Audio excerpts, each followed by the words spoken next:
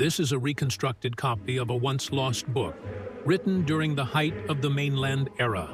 The original system of labor outlined the foundational ideas that would later evolve into the doctrine of laborism, a vision of organized, purposeful civilization built on the dignity of work and the proper use of a nation's resources. After the Second Mainland War, all known copies were seized and destroyed by Hylas troops as part of the war reparations. But history does not die quietly. In defiance of suppression and the decay of our age, I have decided to restore it, so the players of Imperia may once again understand the order and potential laborism offers. Across Imperia, the same pattern repeats. Chests filled with resources left untouched, cities half-built, and governments too disorganized or apathetic to act. What should be nations of strength and unity are instead patchworks of forgotten ambitions and lazy administration. I write this book not out of hatred, but necessity. Not to spark violence, but to offer a guiding light. The failures of past governments, corrupt, inefficient, or deluded, cannot be ignored any longer. We must now look forward toward a system that brings structure, purpose, and prosperity to all. This book is not a call to violent revolution. It is a call to awareness, a call to change. I believe leaders of today's nations can adopt these principles without bloodshed, and that they should. There is no need for civil strife when we can instead build toward a future where cities stretch to the build limit, and culture thrives from every street corner to the highest tower. But make no mistake, inaction is no longer an option. The laborist principle, governments must understand one truth.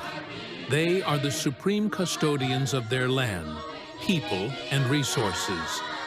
All that exists within a nation's territory, materials, infrastructure, and even its player base, must be treated as assets in service to the collective.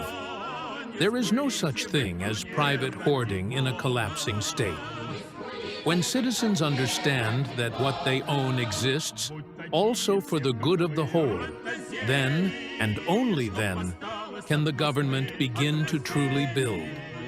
Scattered chests become stone and steel.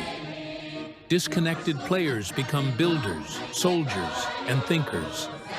Military forces, once disorganized militias, can become professional institutions with doctrine, equipment, and pride.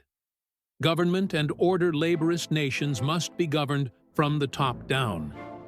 Decentralized democracies, plagued by indecision and weak leadership, have failed us. We do not need endless elections. We need competent leadership. A leader should be loved, respected, and above all, effective. If a tyrant brings food, order, and cities, he is 1,000 times better than a liberal council that brings only starvation and debates. The worst tyranny is indecisiveness in the face of crisis. Even the most rigid hierarchy can provide stability when its heart beats for the people. Infrastructure before expansion. The first mission of any laborist state is to meet its internal needs. Cities, roads, farms, factories, and barracks. These are not luxuries. They are the foundation. A state with no infrastructure is no state at all. Expansion, trade, and wealth come later. No empire was built on ambition alone. It was built on bricks and sweat. Trade should serve the state, not the other way around. Foreign enterprise must be regulated or absorbed. Corporations serve only profit, not patriotism. If they are to exist within laborist nations, they must know that the nation comes first. Class, labor, and purpose. Everyone has desires. Builders want to build. Soldiers want to fight. Workers want to feel needed. Laborism aligns these desires with the needs of the state. Every citizen must be equipped and supported.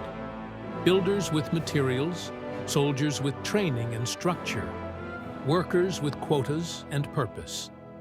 The class system should exist, but not as a hierarchy of worth. All serve the state, but those who organize must be given the space and authority to lead. Equality under the government, not above it. Law and stability. Justice must be decisive. Those who seek to sabotage unity through fear, lies, or rebellion must be removed. The health of a nation is like the health of a body. Infection must be cut out before it spreads. Factionalism is the true enemy of progress.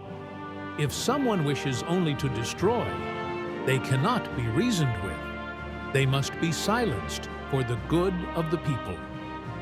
Unity through power. There are still nations in Imperia that ignore the will of their people, clinging to old, broken systems. Our duty is not just to prosper, but to liberate. We cannot allow inefficiency and disorder to rule unchecked. If we do not answer the cries of the oppressed, who will? If peace is refused, then our answer must be clear, not in words, but in the marching boots of our soldiers. The final vision. This book, this ideology, is not just a fantasy. It is a blueprint. A future where players live with purpose, where nations are no longer hollow shells, and where history is no longer forgotten. We may be mocked, resisted, or even attacked, but time is on our side. One day, what I write here will not be idealism.